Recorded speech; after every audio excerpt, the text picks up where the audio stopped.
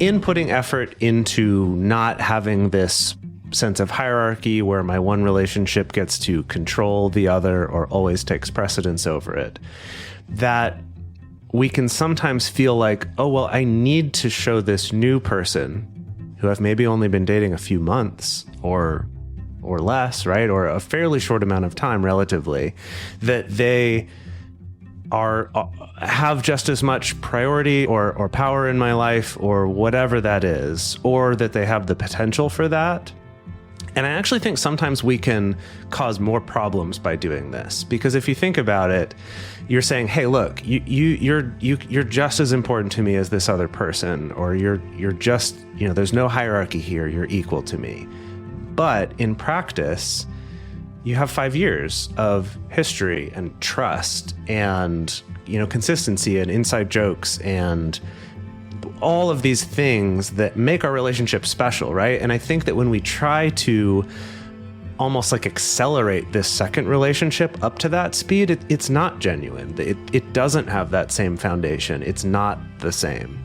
And so I think it's something worth considering as another approach might be to try not to overpromise this new person in terms of what primary feeling of a partner they will be right away, and instead kind of let it be something that is a little more casual and more new, probably like your other relationship was when you first started dating. Welcome to the Multiamory podcast. I'm Jase. I'm Emily. And I'm Dedeker. We believe in looking to the future of relationships, not maintaining the status quo of the past. So whether you're monogamous, polyamorous, swinging, casually dating, or if you just do relationships differently, we see you and we're here for you.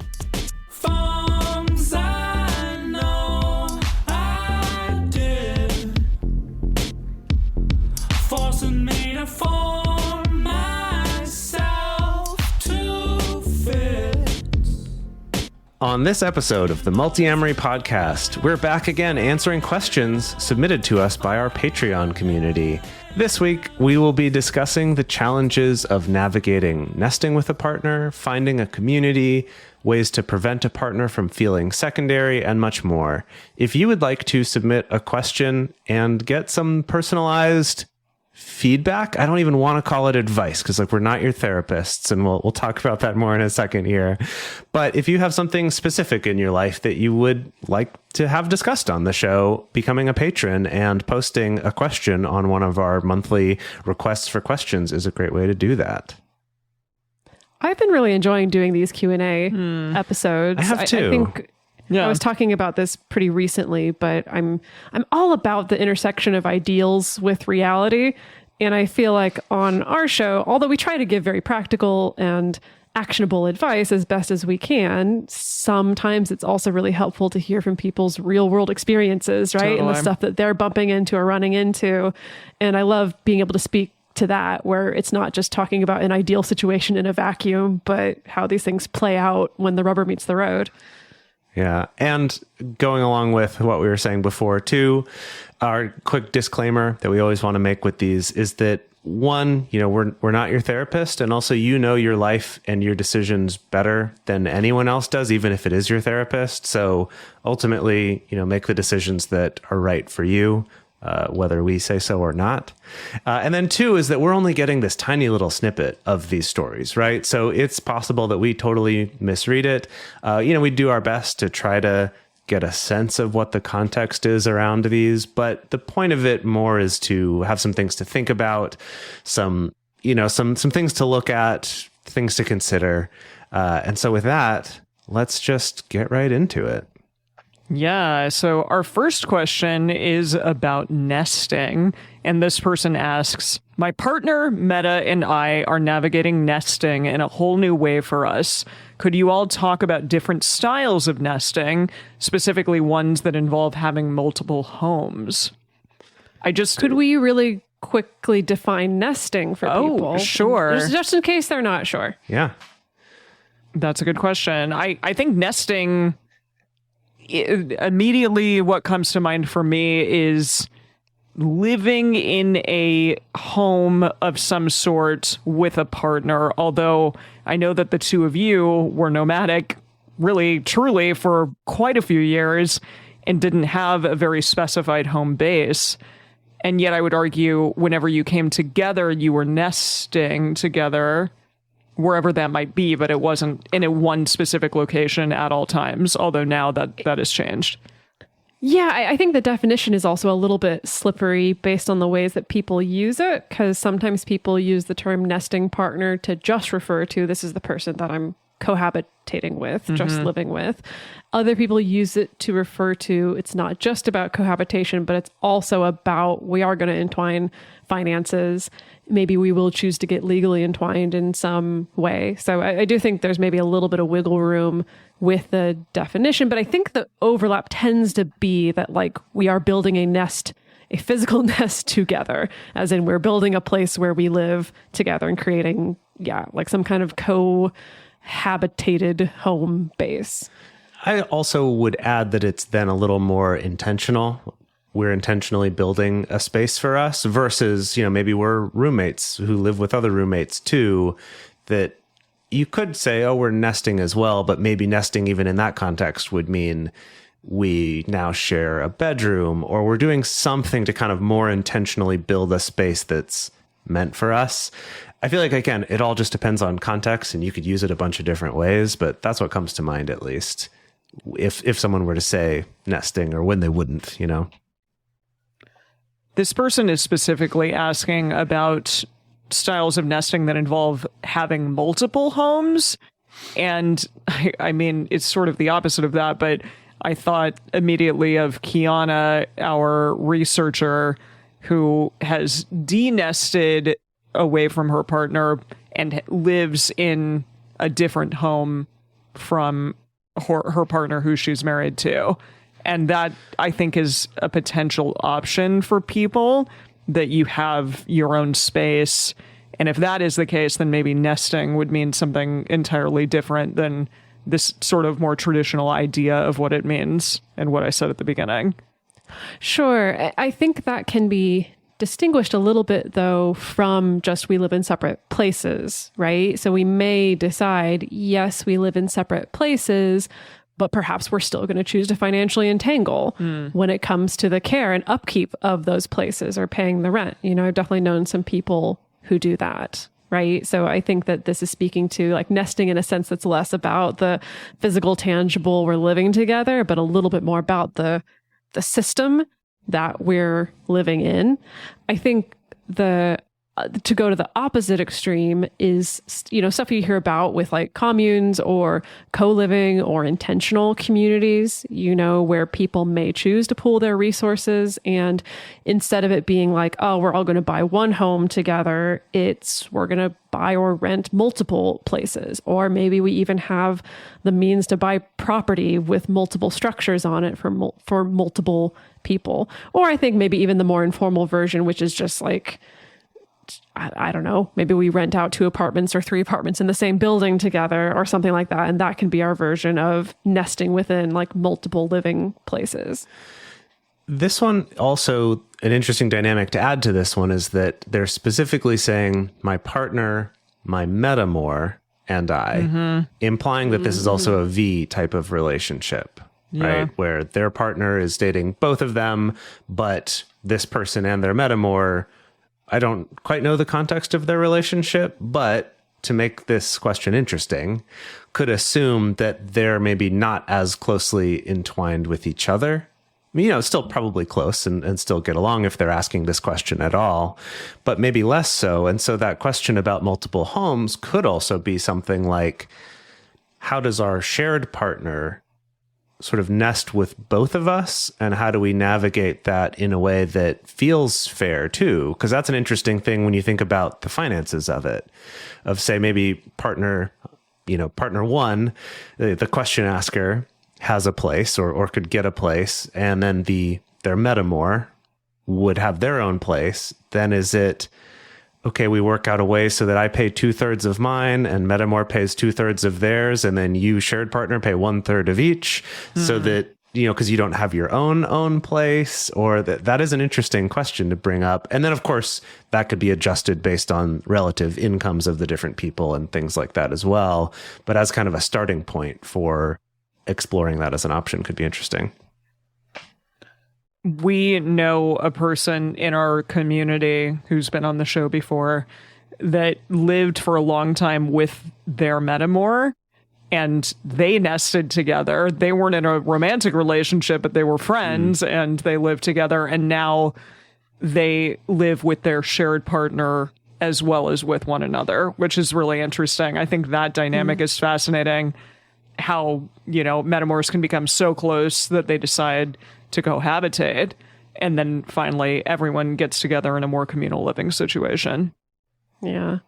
I think what Jase was speaking to was, I guess, what I've unofficially dubbed nomadic nesting. And that's because that was something I was doing actually for several years up until quite recently. Was like both of my partners had kind of a more established home base or a more stable, consistent living situation. And I didn't necessarily. And so I kind of nomaded back and forth between both of those. And I think that there are pros and cons to that, right? I know for myself, I actually honestly really enjoyed that because for me, it was kind of like getting a little bit of that, like I get to have two nests and two home bases and get to have a little bit of influence on both of them. And that's really nice. And yeah, I would like work out with each person, essentially how the rent would work out, right? And what would seem fair based on everyone's relative income and how often I'm there and things like that.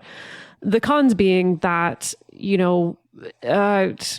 don't know how to say this, but basically, the person whose apartment it is or whose home base it is, they do carry a little bit more influence overall on how the space is, right? And so for me, sometimes it's having to be a little bit more flexible about kind of like just fitting myself into their home, like wanting there to be space there for me, obviously, but I wouldn't necessarily have the kind of direct control over the space that I would if it was a place that I myself owned or if I was the main person on the lease. But to bring it back to the question asker, again, I don't know how many home bases are involved here, if it's 2 or 3 for each person or whatever. But I think an interesting question to ask is thinking about, do we want to create a situation where regardless of what home base we're at, like there is some space for everyone?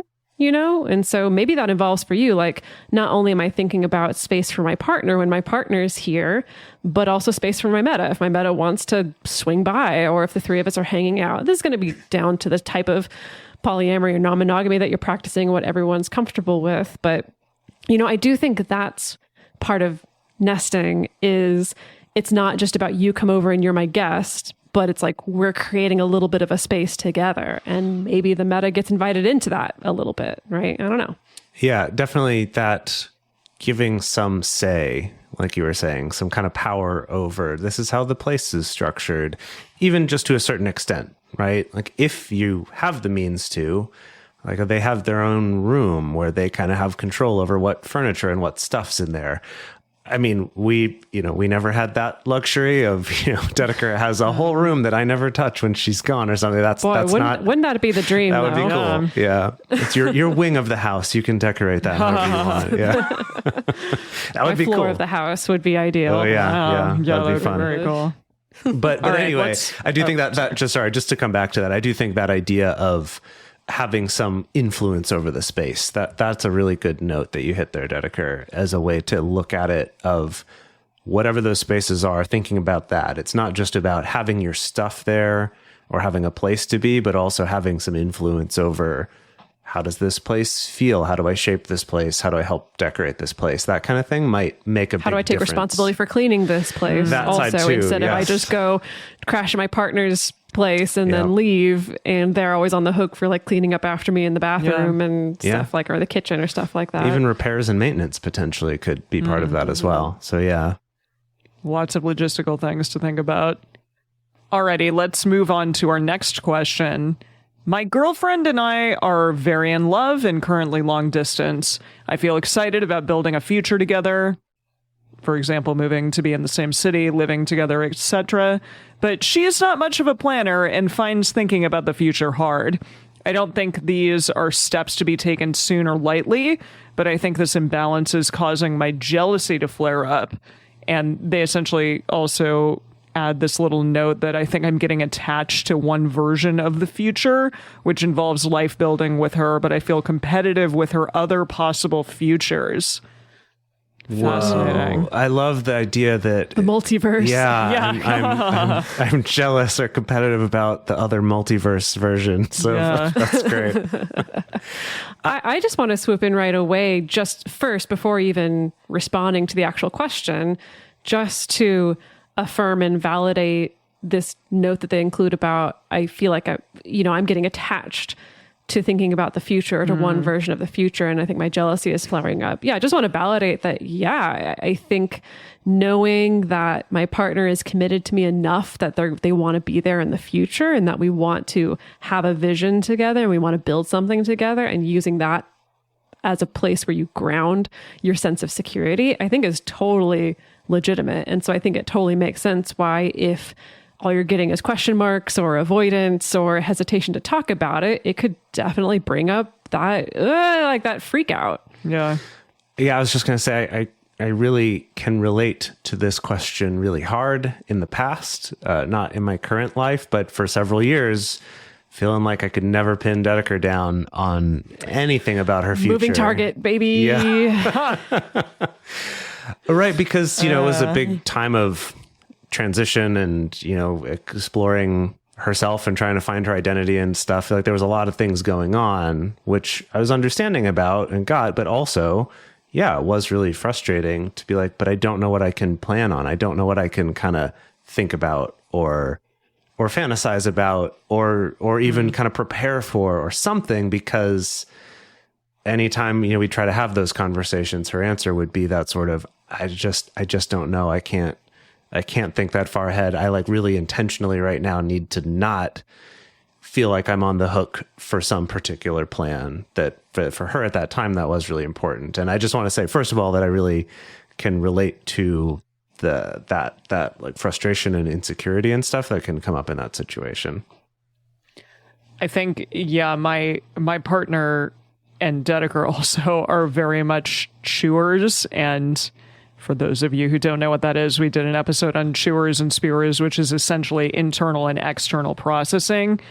And I really also like to think about future planning and just kind of spitballing, throwing some ideas out there, thinking about what could be. And it certainly doesn't need to be definitive, but I think when you get into a situation with people that aren't as interested in doing that kind of exploration in that way, and really have to think harder and longer about what it is that they want, and they don't want to necessarily voice that until it is very definitive in their mind. To me, this almost seems like that kind of situation potentially. I don't know. I mean, future planning, perhaps this person just isn't that interested in it right now. They're not at a point in their life where future planning is something that does interest them, and that's okay. But I do get it. I don't know. Gosh, I mean, time may change that for sure. And maybe just at this particular moment in time, your partner may not be interested in that, which is too bad. I think that's a good point. I think that maybe even being able to bring a sense of both compassion and curiosity as to what's going on with your partner about not wanting to talk about the future, because there could be so many reasons behind it. It could be everything from, I'm just so overwhelmed right now because right now I'm in the process of applying for a job or whatever. And so that's all I can think about. I can't think about beyond the next few months or whatever, all the way up to it could be I have a pathological fear of the future. I don't know what it is, but you can have some curiosity around that. And speaking of bringing curiosity and compassion, if your partner is open to it, you can create, I think, the conditions for a conversation that maybe isn't as scary. So as in, you can open up the channel for the two of you to talk about future dreams. Goals might feel a little too concrete, just kind of like the vision or the things that you would like, or the things that you fantasize about, or things that you dream about. But the important thing being that in this conversation, you're both very intentional about we're not going to make any decisions, we're not going to plan anything, and also no one's going to ask the other person, oh, well, how is this going to work? Oh, you have a dream of like maybe going back to grad school. Well, how's it going to work? Where do you think you're going to go? How are you going to pay for it? You know, like don't even get into any of the logistics. Like it's literally just about let's share our dreams with each other and just get excited about that and think that's cool, because the planning, the decision making, the asking how can always happen later. And so I'm also wondering of maybe it's that with this partner who doesn't want to talk about it. It's just like, I'm not in a place to make decisions, or I haven't thought about all the logistics of how I want the future to look. But they probably have some sense of what they would like in the future, the near future. Very few of us are truly walking around in this completely present, enlightened state where the only thing that exists is this present moment, right? Yeah. Even though I'm sure we would like to be a little bit more enlightened in that particular way. And I think that could be challenging for the question asker, because if you're already feeling a little insecure or a little jealous, it might be tempting to want to grasp at something secure, right? Mm-hmm. To grasp at something solid. Can I at least get my partner to commit to, ooh, this is where it's going to be in the next 5 years, right? And so I think this type of conversation would definitely be a stretch and a learning curve. But I do think that if the two of you could hit that kind of magic sauce type of conversation, it could actually set you up for much better conversations in the future when it is talking more about things that are more concrete. I also don't know if there was anything in particular that I did at the time that helped with this, but I will say that looking back on it, that time did lead to a lot of change and exploration for me of myself during that. For example, going through first being more uncomfortable and then eventually becoming more comfortable with living on my own and having sort of more of my own space and not necessarily tying so much of my sense of identity and security to future plans, which is very much the habit that we're taught, right? It's that idea of, a secure, meaningful relationship. You got to settle down. Yeah, you got to settle down, do the relationship escalator type stuff. And even if we are intellectually aware that that's not necessarily something we want to do, or that we think makes relationships valuable, that programming's still in there. And I do know that was something for me that it was unfortunately kind of a painful process of letting go of some of that, because there's that frustration and, not wanting that to affect my relationship and wanting to try to be more in the moment. But I do find that for me, that was actually a really helpful thing that has helped kind of all of my dating life since then, to have more of a sense of being able to, I guess, be present to what's there rather than trying to even subconsciously shape it into a particular thing. And I don't know how helpful that is to this person right now, but maybe if you listen again to this episode in, 2 or 3 years, you'll be like, oh yeah, totally. I get that too. I don't know. Hopefully that is helpful though. And maybe gives another way to think about it too, of this is a chance to do some more of that deprogramming if you think that might be what's going on. Shall we move on? Shall we jump on to the next one? Yeah. Woo. Okay. I'm a straight man, have been calling myself poly since February, but have realistically leaned toward non-monogamy for most of my dating life. I currently have no other partners besides my primary, while she is part of a throuple involving a man and a woman. I'm trying to make peace with the insecurities that come with my female partner generally getting more attention than me, which I recognize is probably just a fact of poly life. In addition, I'm not particularly kinky and do not consider myself queer, so I've been having a challenging time finding community as a straight poly man. It's been getting better, but I find that I still feel a lot of insecurity about this, even though I know this is right for me. All hosts, but particularly Jase as the male host. How did you handle these insecurities when you started out? Do you have any practical tips for finding a poly community you fit into when just starting out? Well, Jase, you are a man. You're not a straight man, but you are a man. Mm-hmm. Yeah. But I will say, as the resident guest expert on men, right? What's your thoughts? I'm the guest. I love that. That means you guys will take care of the next episodes for the next few months. You've been a guest this whole time, actually. It's just a very long-running guest host. Wow. That's why the credits of Multiamory are always, starring Emily Matlack, Dedeker Winston, and special guest Jase Lindgren. A special appearance by. Amazing. Yeah, and then at the end, it's, like Jase appears courtesy of MGM Records or, whatever it is. Cool. Okay, yeah, so great question. And I think that it is something that kind of is part of this even bigger question of finding community. And it is a hard thing, right? Because on the one hand, if the communities that you're looking at are very like meeting people to date centric, I do find there tends to be a lot of resistance or skepticism of any single man who enters those sorts of communities.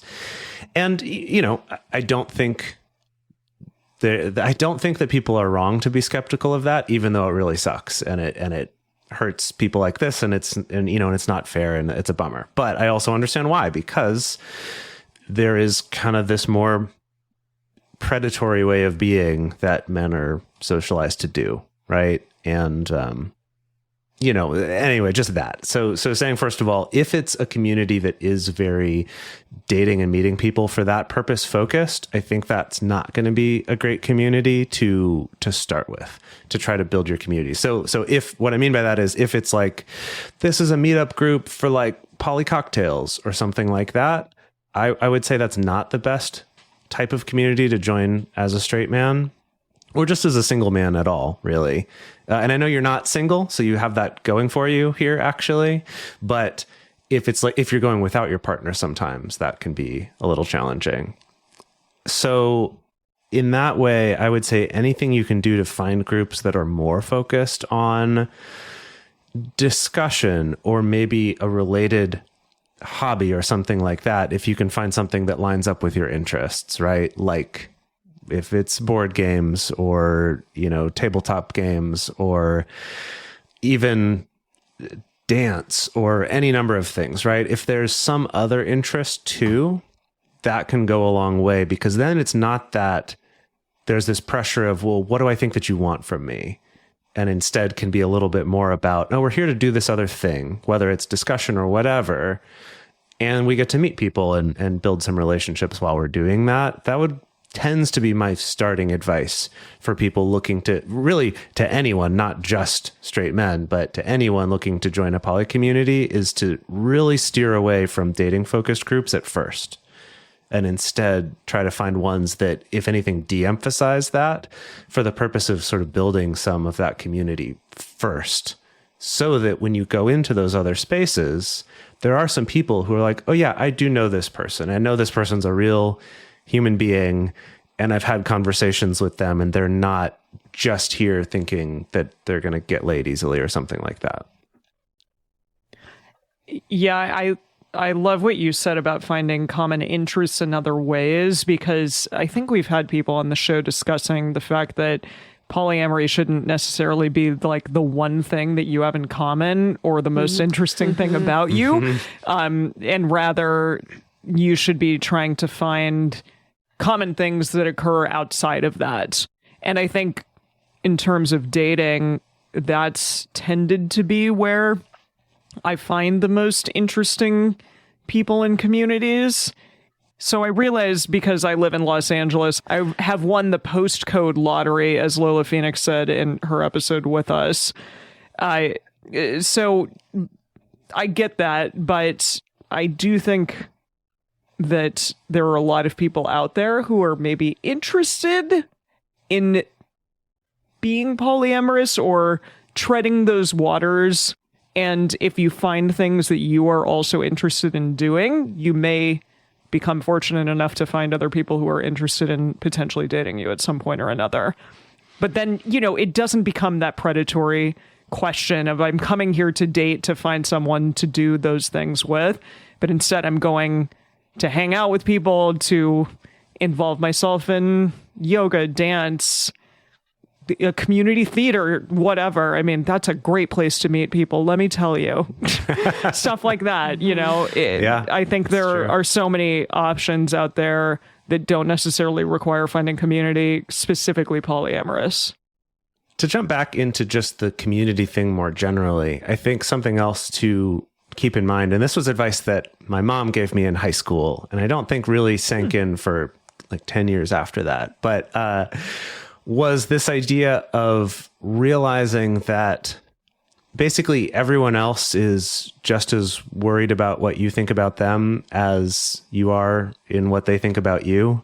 And kind of this idea of the way this applies to these sorts of social situations is that it's awkward and weird and kind of scary for everybody, and maybe more so for some people than others, but that's there, right? That's there for all of it. And so if you're able to go into some of those with as much of a mental shift as possible of, I'll go to some of these events, and my goal here is, one, I just want to find people who are interesting to talk to. And my objective is not any kind of dating at all to start out first. Two is going in and my goal is I want to come away where other people felt good.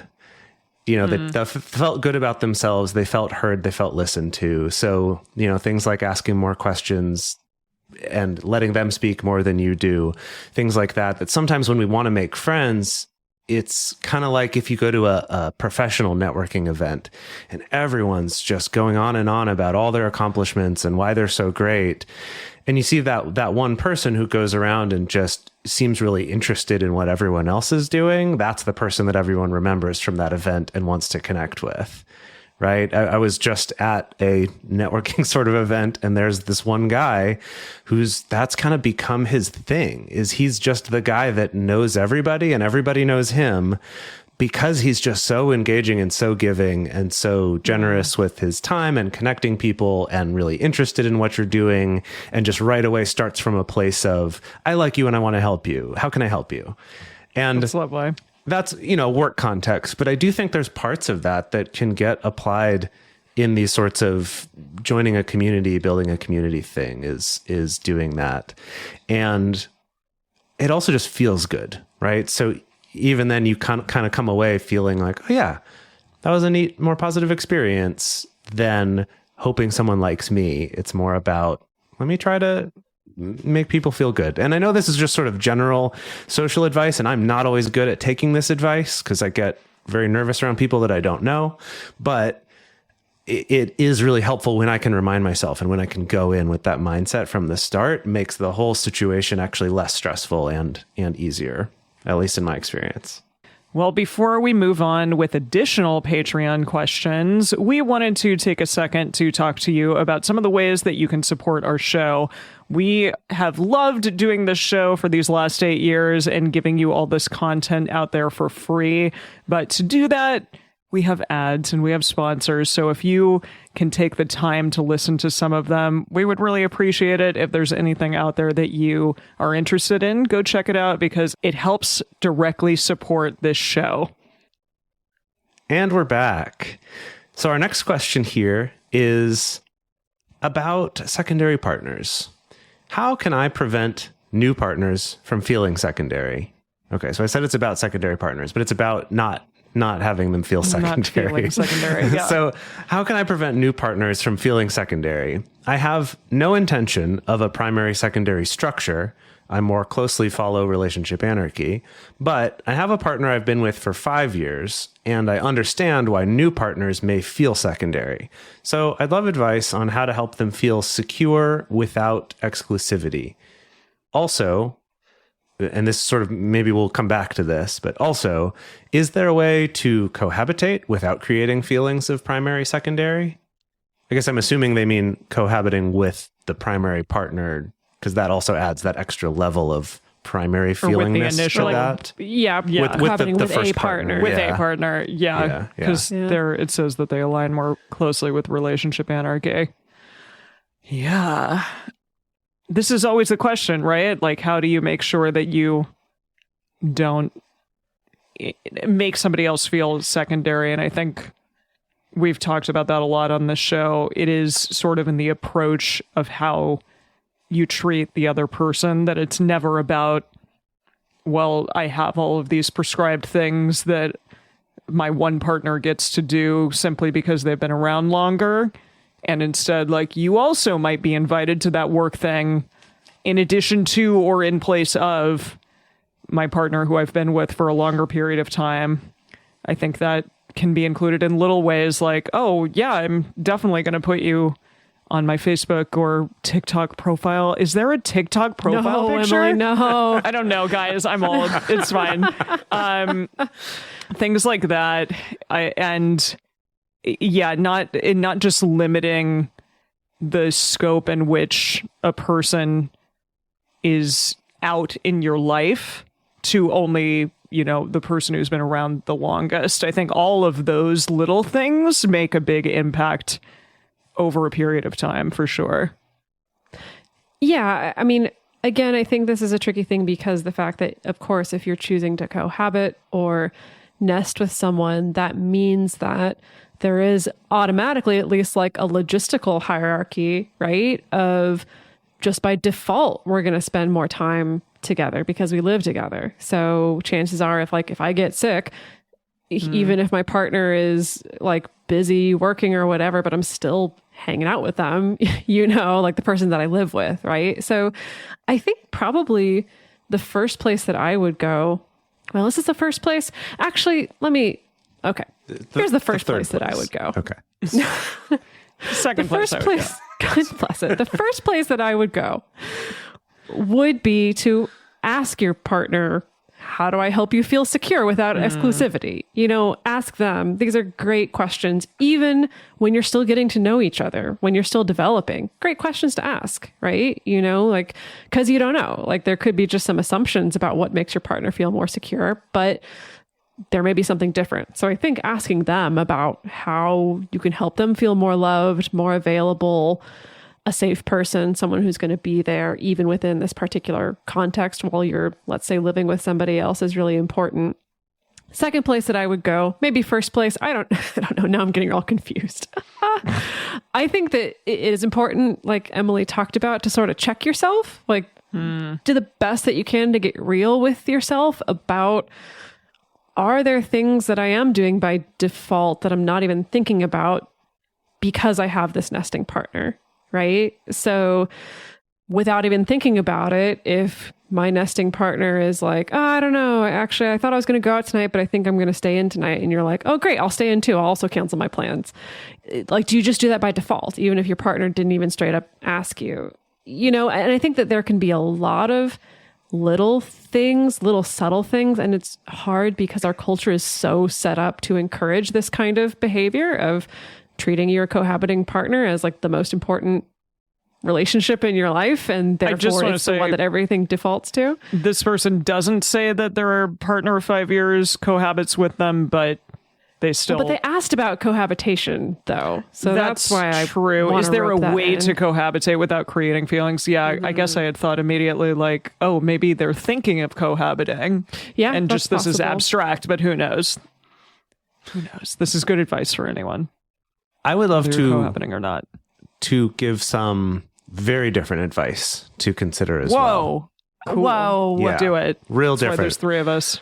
I want to approach this actually from an opposite direction, because this is something that I struggled with a lot for many years, and sometimes still comes up. But what I found is that sometimes in putting effort into not having this sense of hierarchy where my one relationship gets to control the other or always takes precedence over it, that we can sometimes feel like, oh, well, I need to show this new person who I've maybe only been dating a few months or less, right? Or a fairly short amount of time relatively, that they have just as much priority or power in my life or whatever that is, or that they have the potential for that. And I actually think sometimes we can cause more problems by doing this, because if you think about it, you're saying, "Hey, look, you're just as important to me as this other person," or you're just, there's no hierarchy here. You're equal to me. But in practice, you have 5 years of history and trust and, consistency and inside jokes and all of these things that make our relationship special, right? And I think that when we try to almost like accelerate this second relationship up to that speed, it's not genuine. It doesn't have that same foundation. It's not the same. And so I think it's something worth considering as another approach might be to try not to overpromise this new person in terms of what primary feeling of a partner they will be right away, and instead kind of let it be something that is a little more casual and more new, probably like your other relationship was when you first started dating. So just to throw that out there as something to think about. I actually think I caused more hurt by trying to kind of accelerate that second relationship to that same level than if I'd just been like, no, yeah, I don't have a ton of time and this isn't going to feel the same as my other relationship. And that's not because that other one will always take precedence over you or because they have they can make rules that control you, but just because I've known them longer. In the same way that I trust a friend that I've known for years and years more than I trust a new friend that I made, even if I do really like this new friend and I'm into hanging out with them. So just something to consider and explore if that might be something that could apply in your life too. It's a hot take, Jase. I know, real hot takes today. hot off the press. Hot off the griddle. We don't all have to agree. I think that's fine. And no, I know. I think that's actually a very valid point. Yeah, I think it's good advice. So our penultimate question is, how do I go about having sex again after a prolonged period of not doing so? As a demisexual, I just have not been feeling very sexual for a bit. I have negotiated 2 beautiful relationships with new partners this year, and we have yet to jump into the sexual realm. Cool. I am now feeling... It's like in your D&D campaign. I know. Sexual realm. Yes. I am now feeling the desire to be sexual with them, but I just don't know where to start. I've never been here before where I just feel stuck. Do we just schedule time for sex? Where do we begin? Help. Emily, you're reading of good, that. Good sell on the screen. Help. It's like what Siri would say. Yeah, right. Yeah. Well, I have some thoughts about this. Again, I'll drop in the disclaimer that I'm not demisexual. I don't think any of us identify on the A spectrum. I think we're all pretty allosexual, at least as far as we know and have investigated at this point. So we don't have direct lived experience here, and we're also not sex therapists. So take all this with a grain of salt. But the experience I have had, though, is even though I'm maybe sexual with one partner or 2 partners, the idea of being sexual with a new person, either for I've gone through a dry spell of not sleeping with anyone new or not really being exploratory or just not feeling like it, right? And then sometimes if that opportunity comes along, it can be weird, it can be awkward, it can be scary, honestly, especially for myself coming with a PTSD background. For a long time I wasn't having sex with anybody new because there was just a lot of trauma around that. And so then when I was at that point, when I was ready to open up that channel again, as it were, it definitely was confusing and awkward and weird, and I had to navigate a lot of stuff. So that's my own personal context that I bring to this. But I think a good place to start, I mean, this person says, I am now feeling the desire to be sexual with these 2 people. And I think that's your entry point of curiosity, right? I think, and this is something you can do on your own. You don't necessarily need to talk to your partners about this until later, but just getting curious about, okay, where does that desire live in my body? What comes up in my brain? Just where's your energy moving towards? And it's okay for it to either look non-traditional or be weird. It could just be actually my desire to be sexual just involves naked cuddling. That's as far as I've gotten.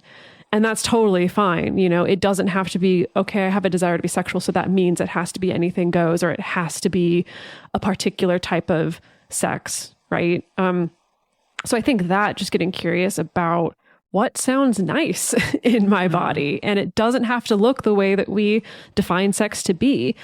As far as the question about do we schedule time for sex, I think that if for you, putting in that structure feels supportive. Like it feels nice if I'm like, okay, I'm going to negotiate with my partner. Let's set aside this time to start exploring some of this. If that feels good, great.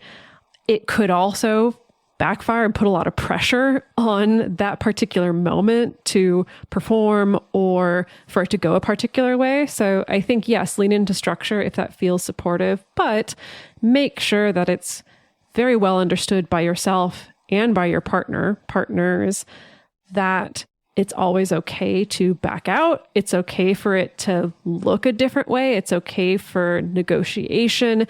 It's okay for us to stop 15 minutes in and completely change, that it's okay for anything to happen without consequences. And I don't just mean like, oh, I say no, and then my partner's like a horrible consent violator and forces me to do things. I'm talking about no consequences as in you realize 15 minutes in, ooh, actually, I don't know if I'm ready to do anything more. I just want to stay like this.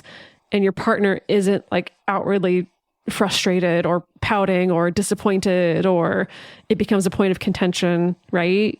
So that's going to be more individual to your relationships with your partners, but just that, negotiating together and like, how can we create a really nice little nest just to start taking steps toward that and give constant feedback to each other and communication and making sure that we can receive that from each other. I think if it were me, I know those are some of the things that really helped me back in the day of just getting really honest about what I wanted and what I needed and having it be okay for it to be a little bit odd or non-traditional really, really helped me. So I think that's where I would begin. Do y'all have anything that you would add to that? I think it's great. I think that's great. The idea of setting aside time for it, but it's time where nothing in particular has to happen is really good. Because I'm thinking about this from the other side of having dated a couple people on the ACE spectrum. And that seemed to be the way, was setting aside enough time for it, because otherwise you just won't ever do it. Right. So it's kind of like getting yourself in that headspace of, okay, we're going to open ourselves up to this and see what happens. But then also this idea of, and also nothing in particular does have to happen, right? It could just be maybe just touching a little more than we normally do, and that's it, right? It could also be that, but just, I do think setting aside some time for it helps though, because then I guess the hope is by setting aside time, you're able to sort of get yourself in that mood and maybe preserve your energy during the day or kind of prepare yourself in a way. But then by not having a particular expectation of how it has to look, hopefully avoid that turning into, and I'm anxious about it, that instead it can be sort of the best of both worlds. Like I can kind of get myself in that sense, but also nothing has to happen, and that's cool too. Alrighty, let's move on to our final question, which is, how do y'all recognize when you're polysaturated? How much of it is lack of interest in additional relationships because you feel fulfilled with your current relationship landscape? How much is being aware that you're at capacity and can't offer the time and energy needed to establish and maintain a relationship? Does it depend on what type of relationship you're considering? For instance, would you describe yourself as polysaturated when you might be open to a commit or friends with benefits, but not open to a more enmeshed type of relationship? That's definitely getting kind of into semantics, but I think those are interesting questions to ask because, yeah, I've known people who are polysaturated at 2 partners. I've known people who, have a few partners that they're really deep in very intense relationships with, but also have perhaps 1 or 2 commit friends with benefit type partners, but then also are interested in dating and going out on dates every week, like people to that level. So it is extremely specific and personal for the person. And I think that it changes over time in one's life, because certainly I know the 2 of you have talked about how, you feel more like this particular moment in your life is less about dating and more about working and dealing with the established relationships that you already have and friendships. I think that to me is the kicker, is that your life should also include people that are not ones that you're necessarily being romantic or sexual with, ideally. And if for some reason that's starting to not happen, or those relationships have kind of fallen off by the wayside, to me, that is a clue into potentially you being a bit more polysaturated, or on the end of that spectrum. Like, okay, maybe I should not date at this particular moment and just be in the relationships with the people that I'm with. That's where I would go. What about the two of you? I love you pointing that out. Yeah. I think that's fantastic. I agree, And it reminded me of Martha Kauppi, who we had on the podcast last year. Her book, she has specifically an exercise that she gives to her clients, which I now also give to my clients. And the exercise is specifically about NRE. So it's a little bit parallel to this, but the whole exercise is about essentially making a plan for when you're in NRE. And it involves asking a lot of questions of things like, what are the things, like the activities, hobbies, projects that I currently have in my life that I want to keep in my life? Who are the important people in my life right now? Not just partners, but family, friends that I want to stay connected to. How do I want my partners to feel about our non-monogamy? How do I want to feel about my non-monogamy? To sort of tease out what are your values and what's really most important to you, so that even when someone new and shiny comes along, you have that body of information that can either A, help you make decisions about your behavior and your commitments, right? So that even though this person is super exciting and I have this chemical cocktail in my brain, I can still, enjoy having my head in the clouds, but still have my feet on the ground. Or I think it could also be repurposed as a really helpful rubric for figuring out if you are saturated or not. Because I think if you can take an inventory of what is in my life right now that I want to make sure I'm still showing up for, I think that can start to help you evaluate, do I have extra energy and time left over that I want to dedicate to other people while still maintaining all of these things that are also important to me? And when you take that inventory, you may find, oh yeah, totally, I can do that. Or you may be like, actually, I think if I still want to maintain all these friendships or this project that I'm working on with my family member or whatever, that maybe now's not a good time to be bringing on another relationship of a particular size or shape, right? Again, the commitment, time and commitment, energy commitment of a relationship may be smaller, bigger, depending on what it is. So I do think that it comes down to like, either you need to get clear on what your limits are up front, or you need to get really good at having the awkward conversation of telling someone that you've overcommitted and you can't actually offer what you thought that you could offer up front. Yeah. So just two pieces I wanted to add to that, because I think both of what you've said is really valuable. And I guess first is just that thing of, even if you look at, say, oh yeah, my relationships are all in a good place, is just to realize that starting a new relationship or even pursuing a new relationship will take time and energy from something else. So I think that's another way to look at it, of where do I have this in my budget, if you will, of time and energy? Is it like, cool, I'm going to take some of the energy that I'm putting into like Fortnite right now and like, cool, I'd rather spend that somewhere else that's more fulfilling. Awesome. That's great. But if it's like, I barely have the mental energy and time to do the things I want to do or to hang out with the people I want to hang out with, then it's like, maybe I don't have this in my budget. But then the second piece I wanted to add to that is to go back to what this question asker mentioned about, but what if it was a comet or a friends with benefits type relationship? Is, yes, I think getting clear with yourself about how much of you is available, time and energy wise, and being okay with, these are the relationships I'm interested in, and realizing not everyone's going to want to do those, but it's okay to let go of some guilt or shame that might come up about wanting that type of relationship, and say, this is what I have that's available, and that's okay to want that or to look for those things. And hopefully there's some other people in the same boat. So I want to pose a question to the two of you. Okay. Because a few months ago, I came across this rubric for figuring out whether or not you should commit to a particular project. And I've chewed on this a lot, and I've wondered, could you apply the same rubric to relationships, or is this an oversimplification that can't really be applied to human relationships? So I want to pose it to you. And you tell me what you think. Okay.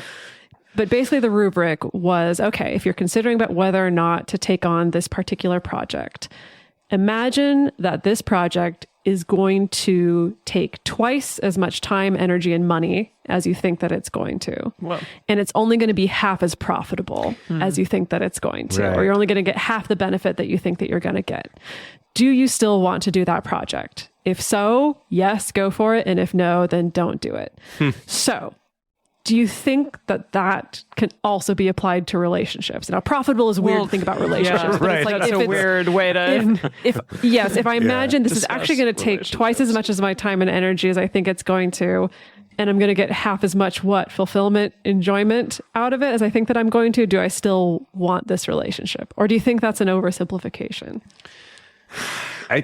The twice as much time and energy part, or you could say money or whatever, but to me it's more like time and energy are the real obstacles more than money for dating. I know like money can help with dating, but really it's the energy and time that, at least in my experience, are the ones that you're short on. I think assuming it's going to take twice as much of those as you expect is great advice, actually. Probably accurate, yeah. Yeah. Mm-hmm.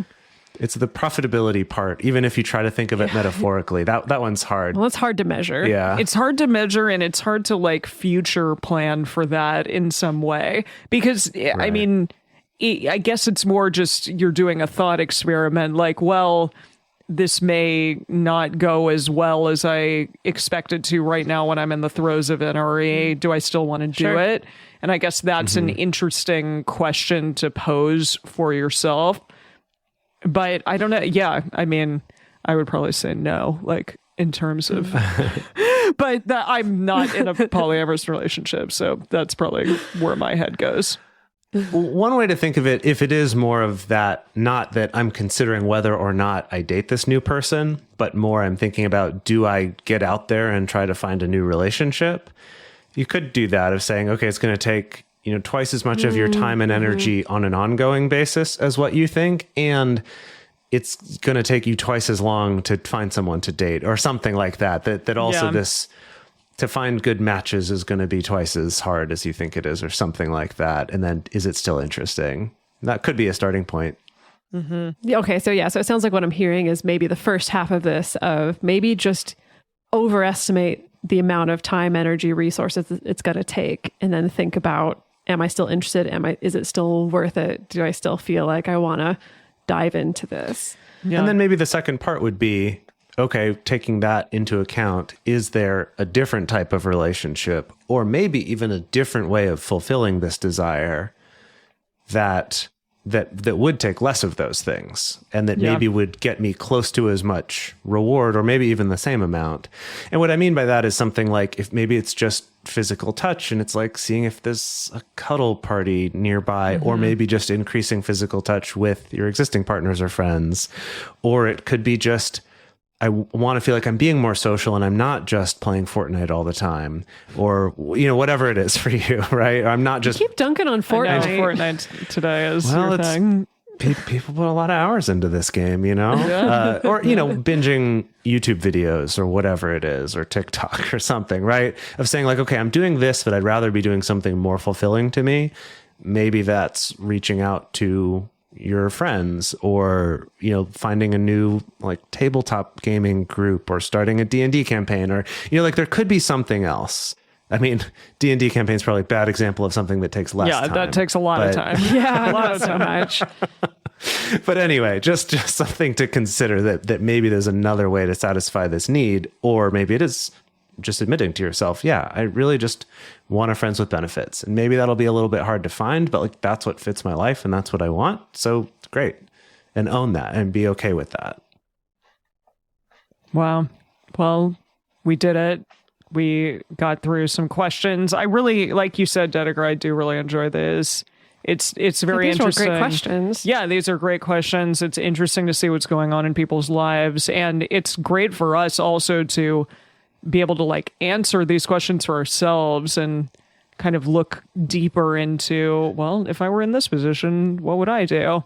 So I love that. Thank you for yet again another opportunity for us to learn right along with our listeners. We really appreciate it. Yeah, I love that. Yeah. So this week we have a question to ask you on our Instagram stories, and that is, how do you recognize when you're polysaturated? I am very interested to hear people's responses.